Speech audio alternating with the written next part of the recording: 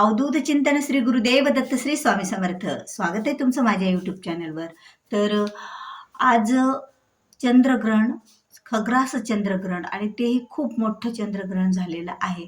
कारण आजचं जे चंद्रग्रहण होतं ते वर्षातील पहिलं चंद्रग्रहण असून आणि बऱ्याच दिवसानंतर चंद्राला एवढं मोठं ग्रहण लागलेलं होतं.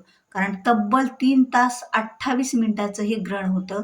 आणि यामुळे चंद्राला आता तुम्ही अनेक जणांनी टी व्हीवर किंवा मोबाईलद्वारे तर हे ग्रहण पाहिलेलंच असेल की त्याचे किती मोठं ते चंद्रग्रहण होतं. आणि त्यामुळे त्याचे जे काही दूषित वायू बघा, ग्रहण ज्या वेळेला लागतं त्यावेळेला दूषित ऊर्जा ग्रहणाच्या माध्यमातून येत असते आणि ती पृथ्वी तलावर साचत असते. आणि पृथ्वी तलावर आल्याच्या नंतर आपल्या सर्व गोष्टीवर, सर्व वस्तूवर आणि स्वतः आपल्यावर सुद्धा त्याचे परिणाम होत असतात. आणि चंद्रग्रहण, आता चंद्रग्रहण संपल्यावर जसं चंद्रग्रहणामध्ये खूप नियम पाळायचे असतात. आता ज्याला शक्य आहे, ज्याला जे पटते त्या आवडीनुसार ते नियम पाळत असतं. ज्याला पटत नाहीत काही गोष्टी ते कुणी असं नियम वगैरे काही पाळत नाही. पण ज्याची त्याची एक अशी इच्छा असते. पण चंद्रग्रहणात सुद्धा नियम पाळावेच, नाहीतर बऱ्याच गोष्टी अशा त्याचे परिणाम सुद्धा आपल्याला भोगावे लागतच असतात हळूवारपणे, आणि ते नंतर आपल्याला कधीतरी लक्षात येतील पण. पण बघा, आता चंद्रग्रहण संपल्याच्या नंतर सुद्धा बरेच नियम पाळावे लागत असतात. कारण चंद्रग्रहणाच्या वेळेला जे काही प्रभाव, म्हणजे जो वाईट प्रभाव आपल्या घरात, दारावर, आपल्या शरीरावर पडलेला असतो. म्हणून तर असं म्हणतात की ग्रहणामध्ये अन्न खाऊ नये, अन्न शिजू नये, किंवा ग्रहणामध्ये झोपू नये, ग्रहणामध्ये आळस करू नये, त्याचे परिणाम भोगावे लागत असतात. आणि नाहीतर बघा, ग्रहणामध्ये काहीतरी पूजा अर्चना, म्हणजे आता देवाची पूजा करण्यापेक्षा स्तोत्र मंत्राचं पठण करीत बसावं, हेही आपल्याला सांगितलेलंच होतं.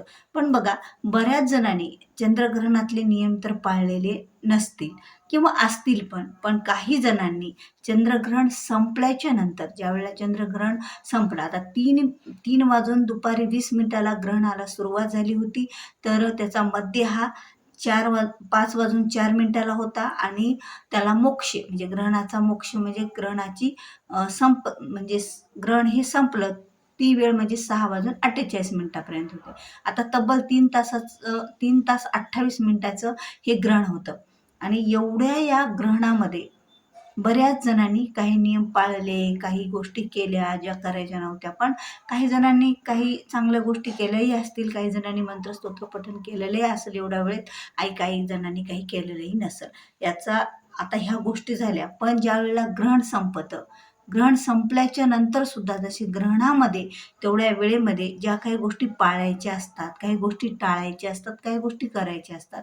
पण तसंच ग्रहण संपल्याच्या नंतर सुद्धा बरेच काही गोष्टी करायच्या असतात. जसं की ग्रहण संपल्यावर आपण काही गोष्टी करायला सुरुवात करतो चांगल्या, जसं की दानधर्म करणं. ग्रहण संपलं की एखाद्या तरी व्यक्तीला दान द्यावं. दानामुळं आपल्याला ग्रहणाचे दोष लागत नाहीत. दानाच्या ऊर्जेतून बघा, ज्यावेळेला काही देण्याची संकल्पना, भावना असते त्यावेळेला तिथेच आपलं पुण्य कमवतं. आणि जे काही ग्रहणात लागलेलं, जे काही आपल्याला काही दोष असतील ते दोष निघून जात असतात.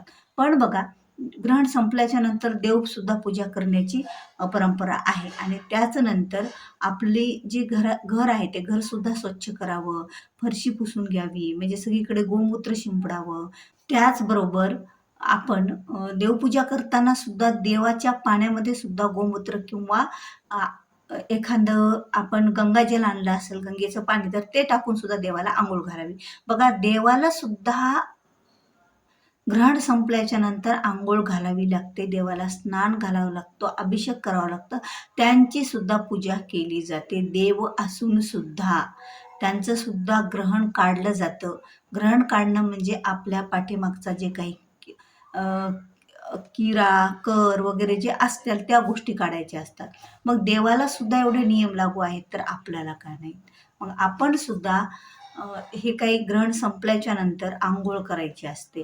आणि आंघोळीच्या पाण्यामध्ये जर तुमच्याकडे गंगेचं पाणी असेल, थोडं गंगाजल ते टाकून आंघोळ करावी, नसेल तर गोमूत्र टाकून आंघोळ करावी. जे काही दूषित जे काही किटाणू ग्रहणामध्ये आपल्या शरीरावर जडलेले असतात, तर ते आंघोळीच्या द्वारे ते निघून जातात. आपलं अंग एक स्वच्छ आणि पवित्र बनतं आणि आपल्या स्वतःचं शुद्धीकरण होत असतं.